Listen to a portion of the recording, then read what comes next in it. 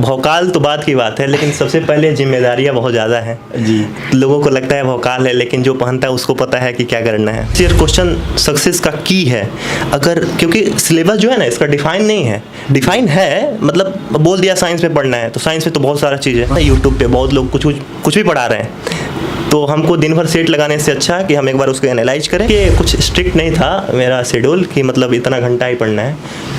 मैंने फोकस किया कंसंट्रेशन कितना है, कंटिन्यूटी कितना हम कंटिन्यू रह पाते हैं, साथ करें, हार नहीं मानना है। एक होता है ना सर कि एक खुद का है कि जब भी हिम्मत हारे साथी आंख मूंद के सोचा कर। Hello everyone, welcome to student. अभी हमारे साथ है शुभम सर, जिन्होंने अभी हाल ही में जो बिहार एसआई का रिजल्ट आया था उसमें सिलेक्शन लिया है। तो आज हम सर की जर्नी जानेंगे कि उनकी जर्नी किस तरीके की रही है, साथ में उनकी स्ट्रैटेजी, बुक लिस्ट और जो भी डिटेल्स होती है उन सबको इस वीडियो में कवर करेंगे। तो अभी तक आपने चैनल को सब्सक्राइब नहीं किया तो चैनल को सब्सक्राइब कर लीजिए।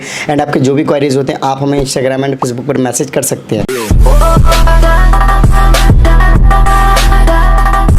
सर आप अपना नाम और एजुकेशन बैकग्राउंड बताएं। सर मेरा नाम शुभम कुमार है जी, और मैंने अपने जो पढ़ाई थी बचपन की वो गांव से की, और 12th और 10th स्टेट बोर्ड से, और अपना ग्रेजुएशन जो था हमने बीर कुंवर सिंह यूनिवर्सिटी से ही की है, फिजिक्स ऑनर्स से। ओके, सो सर अगर हम बात करें आपकी एग्ज़ाम जर्नी कैसी रही, कौन सी एग्ज़ाम आपने कब दी, इसके बारे में बताइए और उसका क्या रिजल्ट रहा सर? सर मेरा जो ग्रेजुएशन था वो 19 में ही हुआ था जी, अगस्त में। ओके। लेकिन उससे पहले भी हम ग्रेजुएशन नहीं होने से पहले भी एग्ज़ाम बहुत दे चुके हैं। जैसे मैंने नहीं ग्रेजुएशन लेवल के दिए थे, लेकिन मेरे पास रिजल्ट नहीं था, फॉर्म भर के एक्सपीरियंस ले रहे थे। ओके। जैसे RPF SI का भी मैंने एग्ज़ाम दिया था, जो मैंने क्लियर किया था। नंबर भी अच्छे खासे थे, फिर नहीं होने के कारण फिर छोड़ दिए क्योंकि सर्टिफिकेट नहीं था ना। और भी बहुत सारे एग्ज़ाम दिए, जैसे अभी इन्फोर्समेंट SI भी दिए है। ओके। BPSC 66 अभी मेंस देना ये कल ही से स्टार्ट है। ओके। और बिहार SI ये तो आप पता ही है कि अभी ये सेलेक्ट हो चुके हैं। ओके। तो सर आपको कहाँ से मतलब कहाँ से मोटिवेशन मिला कि मुझे UPSC BPSC या फिर इतने बड़े बड़े एग्जाम्स की तैयारी करना चाहिए, वो फाइनली आप बिहार दरोगा भी बन गए? दरोगा भी काफ़ी रेपुटेड पोस्ट है। ये तो है सर, लेकिन देखिए फैमिली को देखते हुए हम लोग कुछ रिस्पॉन्सिबिलिटी होती है। अगर फैमिली हमको सपोर्ट करे तो मोटिवेशन तो वहीं से आता है, पहला फर्स्ट। और सेकंड ये है कि हम खुद को कैसा बनाना चाहते हैं, क्योंकि लाइफ आगे हमारी कैसी होगी ये अभी डिसाइड होगा। तो इसीलिए अभी से ही हम लोग कुछ अच्छा करने का सोच रहे थे। तो पहला मन में यही आया कि नहीं BPSC UPSC करना है, लेकिन एक होता है ना स्टेप बाय स्टेप ऊपर चढ़ना, तो जीवन के पहला स्टेप बिहार SI से शुरुआत हुआ है सर। ओके। सो जब आप प्रिपरेशन के इस जर्नी में आए हो तो कहाँ से आपने क्या कहते हैं स्टडी मटेरियल हो गया, फिर जो भी बुक्स वगैरह हैं कौन सी पढ़नी चाहिए, क्या करना चाहिए, क्या नहीं करना चाहिए, कैसे स्टार्ट हुआ? देखिए सर, जैसे आप अभी इंटरव्यू ले रहे हैं, ऐसे ही टॉपर्स के इंटरव्यू यूट्यूब पे बहुत सारे पड़े हुए थे। तो हमने वहीं से देखा, फिर सर्च किया बुक्स क्या पढ़ना है, और प्रिपरेशन करने स्टार्ट करने से पहले मैंने सिलेबस देखा था एक्चुअली सब चीज़ का। जो भी एग्ज़ाम प्रिपेयर करते हैं तो पहले हम उसका सिलेबस देखते हैं कि हम उसके लायक है या नहीं है, या हम उसके लिए प्रिपेयर कर सकते हैं या नहीं कर सकते हैं, पहले ये इम्पोर्टेंट है। तो हम सिलेबस देखे तो हमको लगा कि नहीं ये हो जाएगा, तो फिर उसके लिए प्रिपेयर किए और उसका प्रीवियस ईयर क्वेश्चन निकाल के देखे कि कैसा है क्या है, उसको एनालाइज किए। लगा कि नहीं हम लोग अच्छा कर सकते हैं इसमें, क्योंकि हम लोग ऐसे ही भी जनरल BSc किए हुए हैं, तो हम लोगों के पास ज़्यादा स्कोप नहीं था इधर उधर जाने का है। तो ये अच्छा लाइन है अपना, और सेफ भी है। आज की डेट में सिक्योरिटी बहुत ज़्यादा है, तो इसलिए गवर्नमेंट जॉब। ओके। सो अगर हम बात करें यूनिफॉर्म की, तो यूनिफॉर्म चाहे वो कोई सी भी हो, सबका एक अलग ही क्रेज़ होता है। तो आप यूनिफॉर्म को लेकर क्या सोचते हो, क्योंकि आप कुछ टाइम बाद आपको यूनिफॉर्म पहननी है और उसमें काफ़ी भौकाल भी है? सर भौकाल तो बात की बात है, लेकिन सबसे पहले जिम्मेदारियां बहुत ज़्यादा हैं जी। लोगों को लगता है भौकाल है, लेकिन जो पहनता है उसको पता है कि क्या करना है, क्योंकि आपके कलम से कोई बन सकता है, कोई बिगड़ भी सकता है जी। तो आपको डिसाइड करना है कि आपको भौकाल दिखाना है या फिर काम करना है जी। बिल्कुल जी। तो वही है कि हमारा तो अपना गोल क्लियर है। क्या काम करने का सोचा है आपने? क्योंकि कोई भी इन्वेस्टिगेशन होता है तो सबसे पहले कहीं ना कहीं दरोगा लेवल पे ही स्टार्ट होता है। हाँ, यही तो बोले सर कि बनाना और बिगाड़ना यहीं से स्टार्ट होता है। तो जो भी सही काम होगा, जो नियम के साथ होगा, वो हम जरूर करेंगे। Okay. और नियम से उल्टा हम कुछ करना भी नहीं चाहेंगे जीवन में जी, बस okay. यही है कि नियम के साथ ही चलना है। ओके सो सर, अगर बात करें बुक्स की तो कौन सी सबसे ज़्यादा इंपॉर्टेंट बुक्स या फिर कौन सी बुक्स आपने पढ़ी हैं तब जाके आप सफल हुए? देखिए नॉर्मल तो सब बुक पढ़ते हैं, लूसेंट हो गया या फिर क्राउन का पब्लिकेशन का अच्छा बुक है, और घटना चक्र भी बहुत अच्छा है, क्योंकि आपके पास अगर टाइम है 6 महीने या फिर 3 महीने 4 महीने, अगर आप कवर कर सकते हैं 3-4 बुक, तो हम प्रेफर करेंगे कि आप घटना चक्र में पढ़ें। लेकिन अगर आपके पास टाइम नहीं है, मान लीजिए 2 महीने 3 महीने ही बच्चे हैं, जो अभी एग्जाम आने वाला है उसको कितना है तो उसको बोलेंगे कि हम आप क्राउन ही पढ़े, क्योंकि क्राउन में क्या थोड़ा सब्जेक्टिव टाइप का दिया हुआ है और सब्जेक्टिव जल्दी याद होता है, वन लाइनर से सब्जेक्टिव बहुत जल्दी याद होता है और क्लिक भी करता है। तो हम बोलेंगे कि आप सब्जेक्टिव भी पढ़ें, क्राउन पढ़ें, और साथ में जो प्रीलिम्स का एग्ज़ाम होता है वो चुनने का एग्ज़ाम नहीं, छांटने का एग्ज़ाम होता है वहाँ लोग छटते हैं। तो मेरा कहना यही है कि आप करंट अफेयर और साइंस पे विशेष ध्यान दें, क्योंकि हिस्ट्री ज्योग्राफी सब पढ़ते हैं और स्टैटिक का पार्ट भी कुछ कवर करना पड़ेगा आपको, लेकिन करंट और साइंस बहुत ज़रूरी है। और स्पेशली 5 क्वेश्चन वो जो मैथ के आते हैं, 5 क्वेश्चन वो डिसाइड कर सकते हैं आपका जो रिजल्ट आएगा या नहीं आएगा, क्योंकि छोटी छोटी चीज़ों पे ध्यान देंगे ना हम, तभी हम आगे बढ़ेंगे। ओके सो सर, अगर जैसे देखा जाए आपकी मेमोरी के अकॉर्डिंग देखा जाए तो आपकी मेमोरी कौन से ज़्यादा क्वेश्चन जल्दी या इजीली याद कर लेते? देखिए सबका, आपने बहुत सारे एग्जाम्स अभी बताए आपने कि कम टाइम में निकाल लिया, आपका ग्रेजुएशन भी अभी 19 में होगा। हाँ, वो देखिए मेमोरी सबका होता है, आप कैसे किसी चीज़ को देखते हैं। मेरा जो पढ़ने का तरीका होता है, हम किसी चीज़ को लिंक करते हैं, जैसे कोई भी चीज़ हो, जैसे आर्टिकल ही हो गया सब, तो हम उसको लिंक करके याद करते हैं।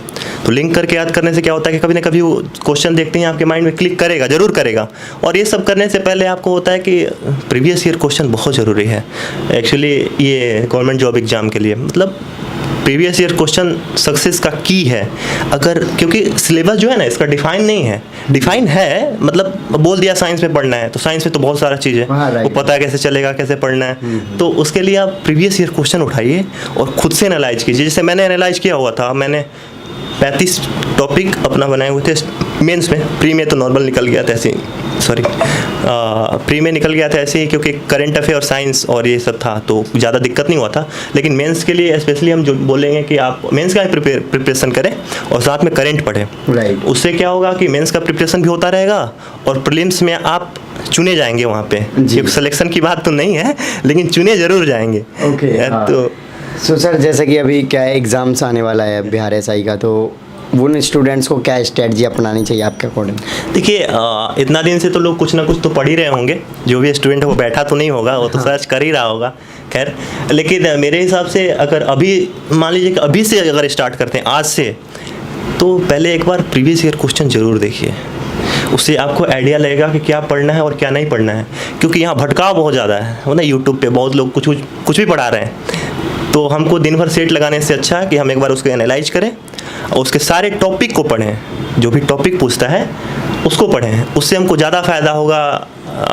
और टेस्ट अपना देते रहें, ज़रूरी है, सब कुछ ज़रूरी है, लेकिन सिर्फ टेस्ट देना और क्यूज लगाना ही एग्ज़ाम उससे नहीं निकलेगा। क्योंकि आपको थ्योरी भी आना चाहिए, अगर क्वेश्चन टर्न करेगा तो आप वहाँ नहीं हो पाएगा कुछ भी। ओके सो जैसे कि आपने बताया कि क्वेश्चंस लगाने चाहिए, तो प्रीवियस ईयर क्वेश्चंस का कितना ज़्यादा रोल है बिहार एसआई में? देखिए प्रीवियस ईयर क्वेश्चन का बहुत ज़्यादा रोल हो, स्पेशली बिहार में, क्योंकि बिहार के एग्ज़ाम में मोस्टली प्रीवियस ईयर क्वेश्चन के अकॉर्डिंग ही आते हैं, क्वेश्चन पूछते हैं, उस टॉपिक से रिलेटेड ही क्वेश्चन पूछते हैं। जैसे गांधी जी हो गए तो गांधी जी से क्वेश्चन आएगा ही आएगा, 1857 के से आएगा ही आएगा, महाजनपद और हमारा जो हिस्ट्री है जैन बौद्ध आएगा ही आएगा, पक्का आएगा।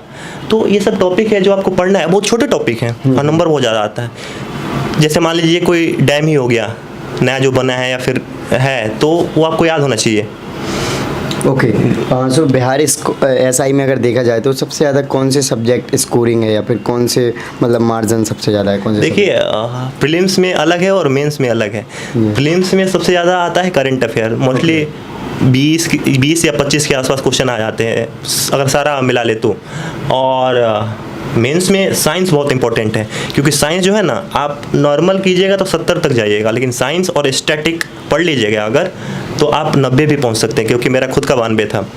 तो आप उतना कर सकते हैं, आराम से कर सकते हैं इजीली, ज़्यादा कुछ नहीं करना है। प्रीवियस पेपर एनालाइज कीजिए और उस टॉपिक पे जितने भी क्वेश्चन बन सकते हैं उसको क्लियर कीजिए पहले।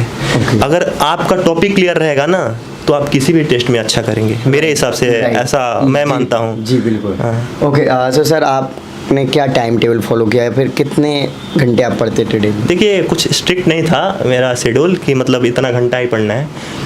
मैंने फोकस किया कंसंट्रेशन कितना है, कंटिन्यूटी कितना हम कंटिन्यू रह पाते हैं, क्योंकि 4 C होते हैं ना सर, अपना होता है कंसिस्टेंसी, होता है कंटिन्यूटी, होता है। सर लाइफ में 3 चीज़ बहुत ज़रूरी है पढ़ाई के दौरान, जैसे हम 3 C फॉलो किए थे, कंसंट्रेशन, कंटिन्यूटी और कंसिस्टेंसी।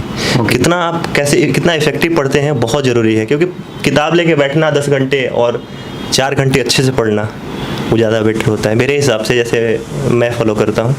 तो यही सब है। और आप प्रीवियस ईयर पेपर को बहुत ये बारीकी से देखें, क्योंकि ऊपर से ये नहीं देखें कि हमारे कितने नंबर आ रहे हैं, इसके हिसाब से नहीं, आप इसको देखें कि यही हमारा सिलेबस है और इसी के आधार पे क्वेश्चन आने वाला है एग्जाम में।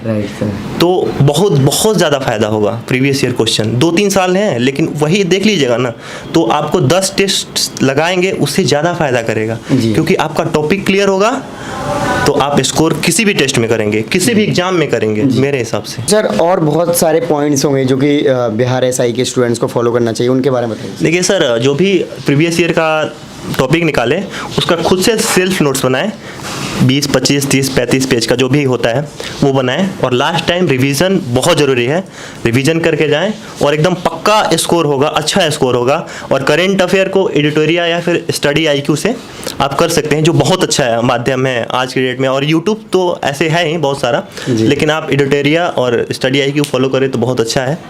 और अब यही बोलेंगे कि लास्ट में डेडिकेशन के साथ करें, हार नहीं मानना है। एक होता है ना सर कि एक खुद का है कि जब भी हिम्मत हारे साथी आंख मूंद के सोचा कर, जो अब तक ना हाथ लगा उस तक सपनों में पहुंचा कर। सॉरी सर, फिर से बोल सकते हैं? फिर से उसको बोल दें, ठीक है? कोई नहीं, ठीक है। जब भी हिम्मत हारे साथी आंख मूंद के सोचा कर, जो अब तक ना हाथ लगा उस तक सपनों में पहुंचा कर, तेरी ये कोशिश न जाने तुझे किस ओर ले जाएगी, तू मंजिल तक पहुंचेगा या मंजिल तुझ तक आएगी। तो गिव अप नहीं करना है, करते रहना है, जरूर होगा और अच्छा होगा। जी okay, so thank you so much sir for your lovely message. So I hope guys कि आप सर की जर्नी से इंस्पायर हुए होंगे, क्योंकि सर ने अपनी जर्नी को डिटेल में शेयर किया और सर ने काफ़ी अच्छे तरीके से बताया कि आपको कैसे पढ़ना चाहिए। सो अभी तक आपने चैनल को सब्सक्राइब नहीं किया तो चैनल को सब्सक्राइब कर लीजिए, इस वीडियो को लाइक करें। आपके जो भी क्वारीज होते हैं आप हमें इंस्टाग्राम एंड फेसबुक पर मैसेज कर सकते हैं। इन सभी के लिंक वीडियो के डिस्क्रिप्शन में। जय हिंद।